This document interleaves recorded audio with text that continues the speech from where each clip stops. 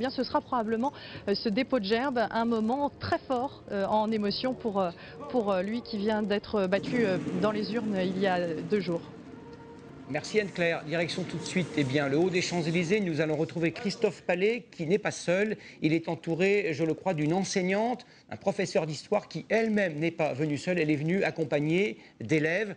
Voilà, ils vont donc assister à une leçon d'histoire in vivo, très loin des manuels poussiéreux, je crois. Tout à fait, Gilles, oui, au pied de cette tribune donc, où ont pris place des collégiens et des lycéens.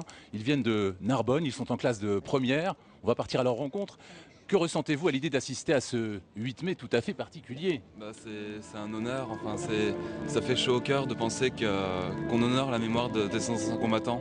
Et vous aviez imaginé qu'il y aurait non pas un président de la République, mais 2 aujourd'hui? Non, jamais, c'est encore plus spectaculaire de penser que voilà, on va voir nos 2 présidents. C'est vraiment génial.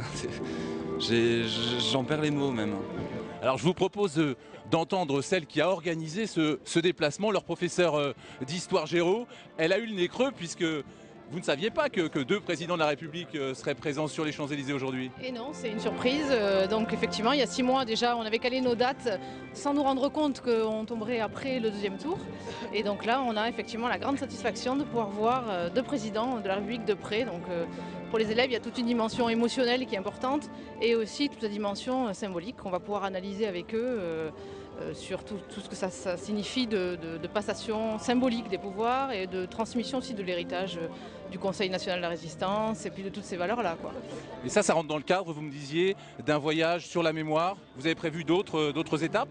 Oui, tout à fait. Nous allons aller en Normandie ensuite. Nous allons aller dans les cimetières américains et allemands, donc pour travailler sur la mise en scène mémorielle aussi du passé, des morts du passé. Et puis nous terminerons notre périple à Cherbourg, où nous visiterons le port militaire de Cherbourg et nous serons hébergés à l'école nationale, l'école des Fourriers, l'école militaire des Fourriers, Christophe où là Palais. aussi nous assisterons aux couleurs.